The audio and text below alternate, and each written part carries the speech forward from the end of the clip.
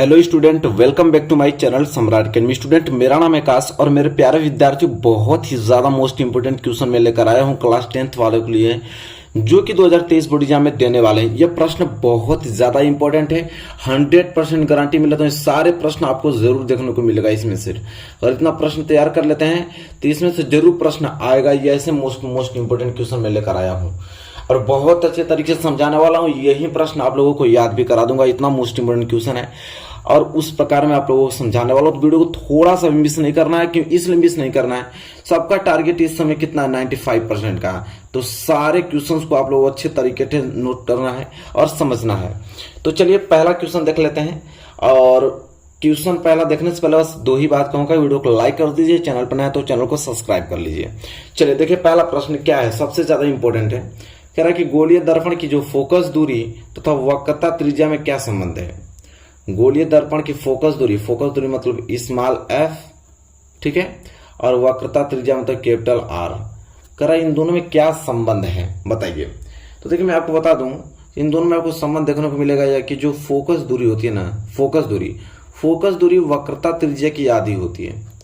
Focus दूरी वक्रता त्रिज्या की आधी होती है। आप इस प्रकार लिखेंगे, एफ जो होता है ना वो r/2 के बराबर होता है। एफ जो है r/2 के बराबर होता है। या तो आप इस सूत्र को इस प्रकार भी कर सकते हैं, यहां से r की वैल्यू निकालूंगा तो r बराबर हो जाएगा 2f। मतलब आप यह कहेंगे कि जो वक्रता त्रिज्या है वो फोकस दूरी की दोगुनी है। जो वक्रता त्रिज्या है वो फोकस दूरी की दोगुनी है, ठीक है।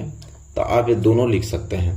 तो फोकस दूरी वक्रता त्रिज्या की आधी होती है, या तो वक्रता त्रिज्या फोकस दूरी की कितनी होती है, दोगुनी होती है, ठीक है। इस प्रकार आप लिख सकते हैं। हिंदी में भी लिखना चाहेंगे तो लिख सकते हैं। आप लिखेंगे गोलीय दर्पण, क्या लिखेंगे, गोलीय दर्पण की फोकस दूरी,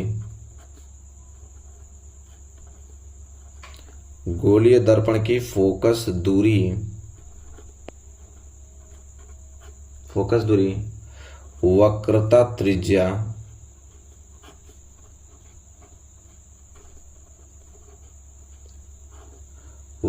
त्रिज्या की आधी होती है।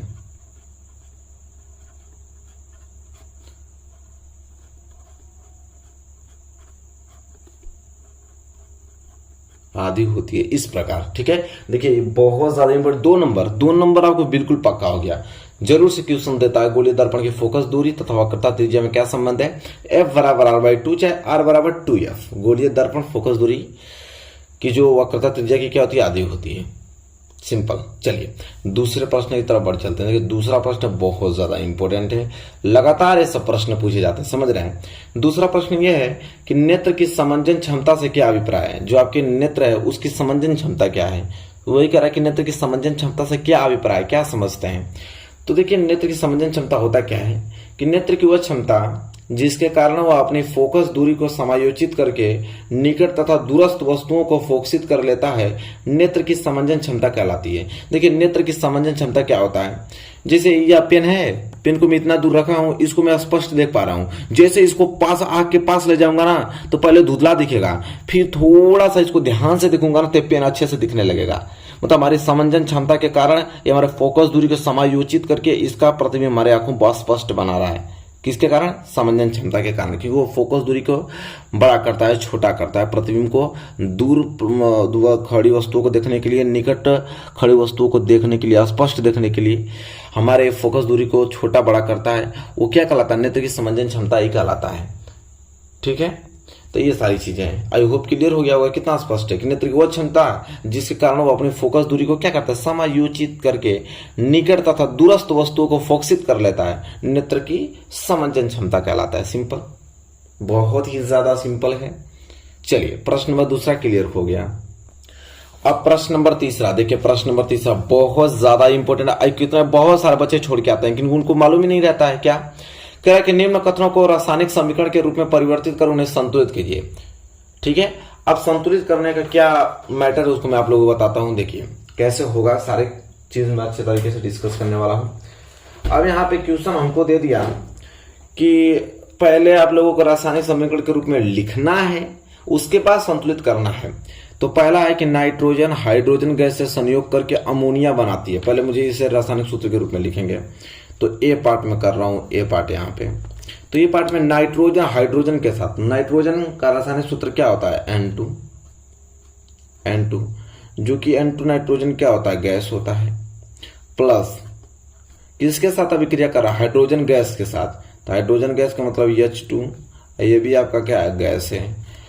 इससे अभिक्रिया करके गिब्स दे रहा है अमोनिया। अमोनिया का सूत्र क्या होता है, NH3 होता है। ये भी आपका क्या होता है, गैस होता है।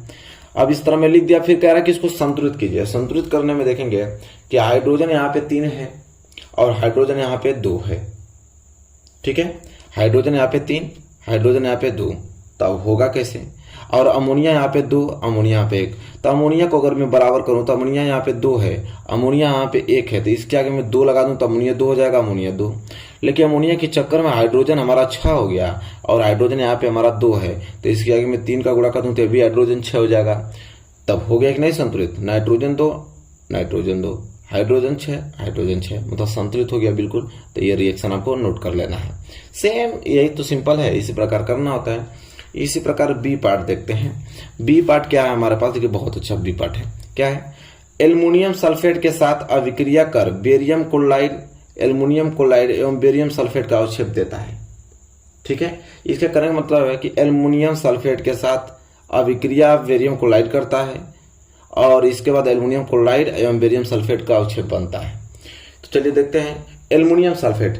एल्युमिनियम सल्फेट का फॉर्मूला क्या होता है, एल्युमिनियम Al2SO4 होल थ्राइस, क्योंकि एल्युमिनियम 3 देता है, सल्फेट 2 लेता है, तो आराम से फार्मूला बन जाएगा ये आपका Al2SO4 थ्राइस। अब देखिए एल्युमिनियम सल्फेट जो है ना वो एक्वस होता है, एक्वस मतलब पानी में घुला हुआ, ठीक है। फिर प्लस कह रहा है कि किसके साथ अभिक्रिया कर रहा है, तो बेरियम क्लोराइड के साथ। अब बेरियम क्लोराइड का फार्मूला क्या होता है, BaCl2, बेरियम क्लोराइड। ये भी आपका पानी में घुला हुआ है, एक्वस है, ठीक है। गिब्स दोनों देता है, क्या बनाता है भाई, तो एल्युमिनियम क्लोराइड बनना है। एल्युमिनियम क्लोराइड का मतलब AlCl3, ठीक है, AlCl3। एल्युमिनियम 3 देता है और क्लोरीन 1 लेता है, सिंपल। चलिए एल्युमिनियम क्लोराइड, तो ये अब किस में रहेगा, एक्वस में, क्योंकि 2 चीज पानी में घुला हुआ तो तीसरा चीज भी पानी में घुला यह होगा। प्लस क्या बनाता है, बेरियम सल्फेट का अवक्षेप बनाता है। अवक्षेप हमेशा सॉलिड होता है। बेरियम सल्फेट, बेरियम सल्फेट मतलब Ba बेरियम SO4 सल्फेट, ठीक है, SO4 सल्फेट, क्योंकि बेरियम 2 देता है, सल्फेट 2 लेता है, तो दोनों का रेशियो बराबर हो गया, तो BaSO4 होता है। बेरियम सल्फेट जो कि क्या अवक्षेप बनाता है ना, तो सॉलिड होगा। अब ये बात यह है कि इसको संतुलित करना है भाई, तो संतुलित कर लेते हैं। क्या करना है इसमें, तो देख लेते हैं संतुलित कैसे होगा। तो ध्यान दें तो एल्युमिनियम यहाँ पे 2 है और एल्युमिनियम यहाँ पे 1 है। इसके आगे मैं जैसे 2 लगाऊंगा तो एल्युमिनियम 2 हो जाएगा, एल्युमिनियम यहाँ पे 2 हो जाएगा। लेकिन क्लोरीन की बात करें तो क्लोरीन यहाँ पे 6 हो गया, 3 दूनी के 6, और क्लोरीन यहाँ पे कितना है, 2 है। अगर मैं इसके आगे 3 लगा दूं तो क्लोरीन भी 6 हो जाएगा, लेकिन बेरियम 3 हो गया। तो बेरियम यहाँ पे तो 1 ही है, यहाँ पे 3 लगा देंगे तो बेरियम 3 हो गया। तब मिला लेते हैं, एल्युमिनियम 2 एल्युमिनियम 2, SO4 3 बार, SO4 3 बार, बेरियम 3 बार, बेरियम 3 बार, क्लोरीन 3 दूनी के 6 बार, क्लोरीन 3 दूनी के 6, बिल्कुल संतुलित हो गया। तो सेम आंसर हो गया। इसी प्रकार तो लिखना है। देखिए कितना सिंपल है, अब पूरा क्लियर हो गया आप लोगों को। तो इस प्रकार का एक प्रश्न जरूर देता है आप लोगों को कि रासायनिक समीकरण के रूप में लिखकर उसे संतुलित कीजिए, तो इस प्रकार आप कर लोगे। तो आई होप आपको यह प्रश्न क्लियर हुआ ना। प्रश्न नंबर 3 कितना महत्वपूर्ण प्रश्न है। तो इस प्रकार प्रश्न पूछे जाएंगे और आराम से आप इसको अच्छे तरीके से लिख के आओगे। चलिए अब यह प्रश्न देखिए बहुत ज्यादा इंपॉर्टेंट, इसको मैं हटाता हूं। देखिए बहुत ज्यादा इंपॉर्टेंट, देख लीजिए आप लोग, ये सारे प्रश्न बनते हैं। अब बहुत अच्छे तरीके से समझाऊंगा अभी मैं आप लोगों को। क्वेश्चन है कि वियोजन अभिक्रिया को संयोजन अभिक्रिया के विपरीत क्यों कहा जाता है। देखिए बहुत ही ज्यादा इंपॉर्टेंट है। अब हमसे प्रश्न ये पूछा कि वियोजन अभिक्रिया जो है उसको हम संयोजन अभिक्रिया के विपरीत क्यों कहते हैं। इन अभिक्रियाओं के लिए समीकरण भी लिखना है। तो चलिए देखते हैं वियोजन अभिक्रिया क्या होता है, संयोजन अभिक्रिया क्या होता है, उसको एक दूसरे के विपरीत क्यों कहते हैं। तो बात यह है कि संयोजन अभिक्रियाओं में 2 या 2 से अधिक अभिकारक मिलकर एक उत्पाद का निर्माण करते हैं और जबकि वियोजन अभिक्रिया में एकल अभिकर्मक टूटकर दो या दो से अधिक उत्पादों का निर्माण करते हैं, इसलिए इन अभिक्रियाओं को एक दूसरे के विपरीत कहा जाता है। मतलब सिंपल की बात हमें करें देखिए, संयोजन अभिक्रिया, संयोजन अभिक्रिया मतलब जुड़ना, दो या दो से अधिक अभिकारक मिलकर सिर्फ एक उत्पाद बनाएगा, संयोजन अभिक्रिया कहलाएगा। और वियोजन में क्या होता है कि सिर्फ एक अभिकर्मक टूटकर कई उत्पाद बनाते हैं, उन्हें हम वियोजन अभिक्रिया कहते हैं। तो एक दूसरे के विपरीत हुआ कि नहीं? बिल्कुल भैया, दो तीन चीज मिलकर एक चीज बना रहा है और यह एक चीज टूटकर तीन चार चीज बना रहा है, तो उल्टा हुआ ना जस्ट उसका। उदाहरण देख लेते हैं, उदाहरण से और क्लियर हो जाएगा। तो देखिए संयोजन अभिक्रिया के उदाहरण क्या क्या है। तो संयोजन अभिक्रिया के उदाहरण की बात करूं तो जैसे मैं संयोजन अभिक्रिया में क्या होता है, दो या दो से अधिक अभिकारक मिलकर एक उत्पाद बनाते हैं। तो जैसे मैं कार्बन ले लेता हूं, कार्बन किस अवस्था में होता है? सॉलिड के रूप में। अगर मैं कार्बन को जलाऊं ऑक्सीजन की उपस्थिति में गैस में, तो ऑक्सीजन के साथ अभिक्रिया कराऊं, जलाऊं, तो गिब्स क्या बनता है? तो बनता है carbon dioxide gas, carbon dioxide gas. ठीक है, संतुलित है ही, कार्बन एक ऑक्सीजन दो, ऑक्सीजन दो। तो ये आपका संयोजन अभिक्रिया कि दो, देखिए दो अभिकर्मक मिलकर सिर्फ एक उत्पाद बना रहा है कि नहीं, संयोजन अभिक्रिया। एक उदाहरण और देख लेते हैं, जैसे हाइड्रोजन हुआ, तो हाइड्रोजन आपका क्या है? गैस है। और ऑक्सीजन, ऑक्सीजन भी आपका क्या है? गैस है। ठीक है, और इन दोनों से मिलकर बनता है पानी, H2O। क्या बनता है? H2O, जो कि क्या होता है? लिक्विड होता है। तो देखिए दो अभिकर्मक मिलकर एक उत्पाद बना रहा है। इसे संतुलित की बात करें तो हाइड्रोजन दो, ऑक्सीजन यहाँ पे दो, हाइड्रोजन ऑक्सीजन एक है, तो ऑक्सीजन दो करने के लिए यहाँ पे दो लगा दूंगा तो ऑक्सीजन दो हो जाएगा, बट हाइड्रोजन चार हो जाएगा। तो यहाँ पे दो लगा दूंगा तो हाइड्रोजन चार हो जाएगा। तो ये भी देखिए संयोजन अभिक्रिया का उदाहरण है। ये भी आप ले सकते हैं, आपकी बुक में दिया है कि मैग्नीशियम, मैग्नीशियम सॉलिड होता है, जब ऑक्सीजन की उपस्थिति में जलाते हैं इसको, तो जब ऑक्सीजन से अभिक्रिया होता है तो देता है MgO, मैग्नीशियम ऑक्साइड बनाता है। ठीक है, जो कि सॉलिड होता है। तो ये भी देखिए दो अभिकर्मक मिलकर एक उत्पाद बना रहा है, संयोजन अभिक्रिया, सिंपल। और संतुलित की बात करें तो ऑक्सीजन यहाँ पे दो है, ऑक्सीजन यहाँ पे एक है। जैसे दो लगाऊंगा तो ऑक्सीजन दो हो जाएगा, मैग्नीशियम यहाँ पे दो हो जाएगा, मैग्नीशियम एक है, इसके आगे दो लगा दूंगा तो मैग्नीशियम दो हो जाएगा। तो देखिए कितना प्यारा संयोजन अभिक्रिया है। लेकिन वियोजन अभिक्रिया में क्या होगा? वियोजन अभिक्रिया में एक अभिकर्मक टूटकर कई उत्पाद बनाते हैं। जैसे मैं इसकी एग्जांपल की बात करूं तो मैं कैल्शियम कार्बोनेट ले लेता हूं, calcium carbonate CaCO3। Calcium carbonate आपका होता है सॉलिड, और इसको मैं 700 डिग्री टेम्परेचर पे अगर मैं इसको पिघलाऊं, गर्म करूं, ठीक है, तो देखिए टूट जाएगा कैल्शियम ऑक्साइड में, कैल्शियम ऑक्साइड जो कि सॉलिड होता है, और प्लस कार्बन डाइऑक्साइड गैस निकलेगा। यहाँ पे कार्बन डाइऑक्साइड गैस निकलेगा। तो जैसा कि देख पा रहे हैं कि देखिए एक अभिकर्मक टूटकर दो उत्पाद बना रहे हैं, तो वियोजन अभिक्रिया हो गया। ठीक है, और संतुलित की बात करें तो कैल्शियम एक, कार्बन डाइऑक्साइड दो, और कार्बन एक, ऑक्सीजन दो, एक तीन, ऑक्सीजन तीन, बिल्कुल संतुलित है, करने की जरूरत ही नहीं है। और हम बात करें एक आध एग्जाम्पल की, तो लेड नाइट्रेट का ले लीजिए। जिससे लेड नाइट्रेट होता है PbNO3 twice, PbNO3 whole twice, ये आपका लेड नाइट्रेट है। अगर इसको मैं गर्म करता हूं, ठीक है, इसको मैं अगर गर्म करूं तो देखने को हमें मिलेगा कि यह PbO लेड ऑक्साइड में टूट जाएगा। लेड ऑक्साइड में तो सॉलिड होता है, और plus nitrogen gas Na2 nitrogen gas निकलेगा, और ऑक्सीजन गैस निकलेगा, ऑक्सीजन गैस निकलेगा। तो देखिए एक अभिकर्मक टूटकर दो या दो से अधिक उत्पाद बना रहा है, वियोजन अभिक्रिया है। संतुलित की बात हम करें, यहाँ पे लेड जो है, लेड एक ही है, क्योंकि NO3 पे आपका होल ट्वाइस है, तो NO3 आपका दो बार होगा, ना कि लेड दो बार होगा। तो लेड तो यहाँ पे एक ही है, लेड यहाँ पे एक ही है।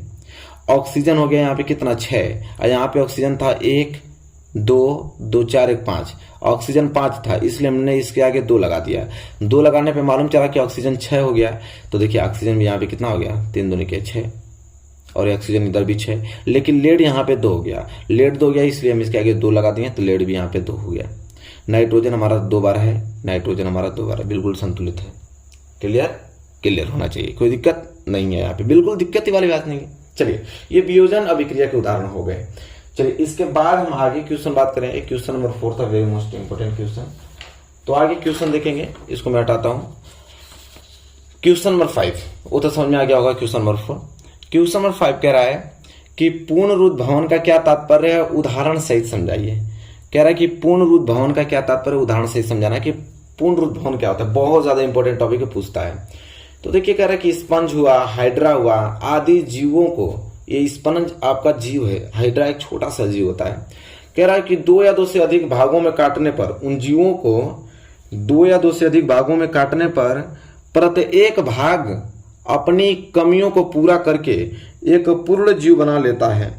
इसी प्रकार जो केचुआ है, सितारा, मछली आदि भी शरीर का अधिकांश भाग दोबारा बना लेते हैं। पुनरुद्भवन के गुण के कारण हाइड्रा की एक से अधिक जातियों के कटे हुए शरीर आपस में जोड़े जा सकते हैं और इस क्रिया को हम रोपण कहते हैं। क्या कहते हैं? रोपण कहते हैं। मैं अगर अच्छे तरीके से समझाने की बात करूं तो पुनरुद्भवन का मतलब ये होता है कि पुनर्निर्माण। कह रहा है कि जो स्पंज छोटे छोटे जीव होते हैं, हाइड्रा छोटे छोटे जीव, और उनको कई टुकड़ों में अगर काट देता हूं, कई टुकड़ों में काट दूंगा तो यह इतना इतना अलग अलग हो जाएगा।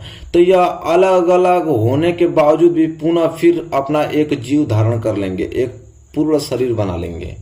ठीक है, अगर इसका 1000 टुकड़ा भी कर दूंगा ना तो छोटा छोटा टुकड़ा हो जाएगा। अब छोटा छोटा टुकड़ा ही अपने में एक जीव हो जाएगा, पूरा अपना शरीर बना लेगा धीरे से। ठीक है, तो वही अपना पूरा पुनः शरीर को धारण करना ही पुनरुद्भवन कहलाता है। जैसे केंचुआ हुआ, सितारा, मछली, उनका भी अगर छोटा सा भाग कट जाएगा ना शरीर का तो पुनः निर्माण हो जाएगा। ठीक है, और एक चीज और कह रहा है कि रोपण किसको कहते हैं? तो जैसे एक ये मान लिया हाइड्रा है, हाइड्रा का मैं छोटा छोटा टुकड़ा कर देता हूँ। कई हाइड्रा हैं, एक हाइड्रा, यहाँ पे भी एक हाइड्रा, तो इस हाइड्रा का एक छोटा टुकड़ा, इस हाइड्रा का एक छोटा टुकड़ा और इस हाइड्रा का एक छोटा टुकड़ा, इन दोनों टुकड़ा को अगर जोड़ दूंगा तो एक पुनः फिर एक हाइड्रा अच्छा सा बन जाएगा। इसी को हम रोपण कहते हैं। अब पुनरुद्भवन का मतलब कि किसी छोटे टुकड़ों, एक टुकड़ा है उसको अगर कई भागों में काट दें तो हर एक टुकड़ा अपने आप में जीवित होकर पुनः शरीर बना लेगा, उसको हम पुनरुद्भवन कहते हैं। और रोपण भी समझ में आ गया। कंसेप्ट क्लियर होना चाहिए, बिल्कुल आराम से दिमाग काम करेगा, एग्जाम में लिख के आओगे। ठीक है, नोट कर लीजिए। देखिए कितना अच्छे से हमने समझाया, सारी चीजें क्लियर हो गई होंगी। चलिए अब बात करें अगला प्रश्न, जो कि बहुत मजेदार प्रश्न है और एग्जाम में तो बहुत बार पूछा जाता है भाई। क्या है वो पहले समझिए। एग्जाम में ये पूछा जाता प्रश्न बहुत ज्यादा इंपॉर्टेंट है। क्या है कि उष्माक्षेपी एवं उष्माशोषी अभिक्रिया का क्या अर्थ है, उदाहरण सहित दीजिए। कह रहा है कि उष्माक्षेपी क्या अंश अभिक्रिया और उष्माशोषी अभिक्रिया क्या होता है, उदाहरण भी हमको देना है। ठीक है, तो सिंपल हम लोग बता देंगे आराम से कि पहले हेडिंग डालेंगे उष्माक्षेपी अभिक्रिया। उष्माक्षेपी मतलब नहीं समझ रहे, उष्माक्षेपी, उष्मा निकलता हो। ठीक है, कह रहा वह रासायनिक अभिक्रिया जिसमें उत्पाद के निर्माण के साथ साथ उष्मा ऊर्जा भी निकलती है, उष्माक्षेपी रासायनिक अभिक्रिया कहलाता है। मतलब वह रासायनिक अभिक्रिया जिसमें उत्पाद के निर्माण के साथ उष्मा उसमें से निकले, वैसी अभिक्रिया उष्माक्षेपी अभिक्रिया कहलाता है। एग्जाम्पल की मैं बात करूं तो एग्जाम्पल में अगर लेता हूं, यहाँ पे देखिए, जैसे मैं कैल्शियम ऑक्साइड की बात करूं, किसकी? Calcium oxide. कैल्शियम ऑक्साइड में तो होता है कि बिना भुजा हुआ चूना, जो मार्केट से हम लोग कैल्शियम ऑक्साइड चूना दीवार रंगने के लिए जो चूना होता है ना, उसे कैल्शियम ऑक्साइड बोलते हैं। चूना को लेके आते हैं, चूना को ले आने के बाद उसे जल में घोलते हैं। आप लोग भी घर वगैरह पेंट किए होंगे पहले जमाने में, मतलब पहले है, अब तो पेंट आ गया बहुत सारा, अब तो पेंट ही करते हैं, चूना कहाँ लगाते हैं सब। तो कैल्शियम ऑक्साइड जो कि बिना बुझा हुआ चूना होता है, हम लोग मार्केट से खरीद के लेते हैं, सॉलिड के रूप में होता है, उसको जल में, लिक्विड में घोल देते हैं। घोलने के बाद जैसे ही घोलेंगे ना तो देखेंगे उसमें से बहुत ज्यादा खौलने लगता है। खौल के वो बनाता है कैल्शियम हाइड्रोक्साइड। क्या बनाता है? कैल्शियम हाइड्रोक्साइड बनाता है। ठीक है, जो कि जलीय अवस्था में होता है, एक्वस में होता है, पानी में घुला हुआ। और प्लस देखेंगे उसमें से ना तो ऊर्जा भी निकलती है, बहुत ज्यादा हीट होता है, बहुत ज्यादा टेम्परेचर उसमें से खोल के निकलता है। तो देखिए उत्पाद हमारा तो कैल्शियम ऑक्साइड बना, उत्पाद के ही साथ यहाँ पे ऊर्जा भी निकल गई, तो ऐसी अभिक्रिया को हम उष्माक्षेपी अभिक्रिया कहते हैं। सिंपल। उसका बात कर लेंगे कार्बन का। जैसे कार्बन होता है सॉलिड, अगर मैं उसे ऑक्सीजन के रूप में जलाऊं, ऑक्सीजन के साथ अभिक्रिया कराऊं, तो देखेंगे तो कार्बन डाइऑक्साइड मिलेगा, कार्बन डाइऑक्साइड गैस निकलेगा और उसमें से ऊर्जा भी निकलता है, तो ये भी आपका उष्माक्षेपी अभिक्रिया हो सकता है। क्यों नहीं होगा? क्योंकि उत्पाद के साथ ऊर्जा भी निकल रहा है, तो आपको उष्माक्षेपी अभिक्रिया है। तो देखिए हमने 2 एग्जाम्पल भी आप लोगों को अच्छा से प्यारा से बता दिया, कोई दिक्कत नहीं होना चाहिए, बिल्कुल दिक्कत नहीं होना चाहिए। चलिए यहां तक सारी चीजें क्लियर है। अब हम आगे बात कर लेते हैं। देखिए इसको हटा देता हूं ना, अब उष्माशोषी की बारी आ गई। अब उष्माशोषी अभिक्रिया क्या होता है? तो उष्माशोषी मतलब उष्मा सोखना, नहीं समझ में आ रहा? उसमें उष्माक्षेपी उष्मा निकल रहा था, और उष्माशोषी मतलब उष्मा सोखता है, मतलब वह रासायनिक अभिक्रिया जिसमें ऊर्जा का शोषण होता है, ऊर्जा खर्च होता है, पहले ही ऊर्जा लगे, ऊर्जा खर्च हो वैसी अभिक्रिया को ऊष्माशोषी अभिक्रिया कहते हैं। जैसे एग्जांपल की बात करें तो समझ में आ जाएगा आप लोगों को ऊष्माशोषी में। जैसे मैं फेरस सल्फेट को लेता हूं FeSO4 आपका ये क्या है, फेरस सल्फेट, जो कि सॉलिड है। अगर मैं फेरस सल्फेट को ऊष्मा दूं, पहले ऊष्मा तो लगेगा ही लगेगा, तभी तो यह आप लोगों का टूटेगा। तो देखिए ऊष्मा लग रहा है, पहले ही ऊष्मा लग रहा है। तो फेरस सल्फेट को अगर मैं ऊष्मा दूं तो देखो दंगा तो यह फेरस ऑक्साइड में टूटेगा, Fe2O3, फेरस ऑक्साइड जो कि सॉलिड होता है, और प्लस किसमें टूटेगा, SO2 सल्फर डाइऑक्साइड गैस के रूप में, और SO3 सल्फर ट्राइऑक्साइड, इसको सल्फर ट्राई बोलते हैं, सल्फर ट्राइऑक्साइड गैस के रूप में टूटेगा। तो देखिए ये आपका ऊष्माशोषी अभिक्रिया, क्योंकि देखिए पहले ही ऊष्मा को वो शोषण हो रहा है, ऊष्मा पहले ले रहा है तब इसको तोड़ के बना रहा है, तो ऊष्मा का शोषण हो रहा है ना, तो ऊष्माशोषी अभिक्रिया है। संतुलित की बात करें तो यहाँ पे आप 2 लगा दीजिए, संतुलित हो जाएगा, क्योंकि फेरस यहाँ पे 2 है, फेरस यहाँ पे 2। सल्फेट देखिए सल्फर यहाँ पे 4, तो सल्फर यहाँ पे कितना हो जाएगा आपका, सल्फर कितना है यहाँ पे, सल्फर यहाँ पे 2, सल्फर कितना है 2, तो यहाँ पे सल्फर कितना हो गया आपका 2, और यहाँ पे 3, तो कितना हो जाएगा देख लीजिए, सल्फर कितना हो गया 2, तो सल्फर 1 2, ऑक्सीजन 3 3 2 5 5 3 8, और ऑक्सीजन 4 और 4 दूनी के 8। कितना सिंपल है, संतुलित हो गया बिल्कुल। और एक और एग्जांपल की बात करूं तो जल का विद्युत अपघटन ले लीजिए। जैसे जल H2O है, तो H2O आपका लिक्विड होता है, जैसे ही इसमें विद्युत धारा प्रवाहित करते हैं, विद्युत धारा, तो विद्युत धारा जैसे प्रवाहित करेंगे जल में, तो आपको देखने को मिलेगा कि हाइड्रोजन गैस में टूटेगा और ऑक्सीजन गैस में यह टूटेगा। ठीक है, संतुलित की बात करें तो हाइड्रोजन भाई 2 है, हाइड्रोजन यहाँ पे 2, ऑक्सीजन यहाँ पे 1, ऑक्सीजन यहाँ पे 2। यहाँ पे अगर 2 लगा देता हूँ तो ऑक्सीजन 2 लेकिन हाइड्रोजन 4 हो जाएगा, इसलिए फिर 2 लगाऊंगा तो हाइड्रोजन यहाँ पे 4 होगा। तो देखिए विद्युत धारा के रूप में यहाँ पे ऊष्मा का अवशोषण हो रहा है, और यहाँ पे ऊष्मा हम दे रहे थे, तो दोनों में आप देख पा रहे हैं, तो ऊर्जा का क्या हो रहा है, अवशोषण हो रहा है, ऊर्जा पहले ही खर्च हो रही है, तो ऊष्माशोषी अभिक्रिया कहलाएगा। एग्जाम्पल उतार लीजिएगा। तो ये सारी चीजें आपको समझ में आ रहा होगा बहुत अच्छे तरीके से। तो देखिए मेरे प्यारे विद्यार्थियों, बहुत सारा मोस्ट इंपोर्टेंट क्वेश्चन में डिस्कस किया, बहुत प्यार से हमने समझाया, ये सारे प्रश्न आपके एग्जाम में बनेंगे। तो वीडियो आपको कैसे लगी बताइए, वीडियो अच्छी लगी तो प्लीज लाइक कीजिए, और चैनल पर नए हैं तो चैनल को सब्सक्राइब करके बेल आइकन को प्रेस कर लीजिए। मिलेंगे एक प्यारे से नेक्स्ट वीडियो में, तब तक के लिए धन्यवाद।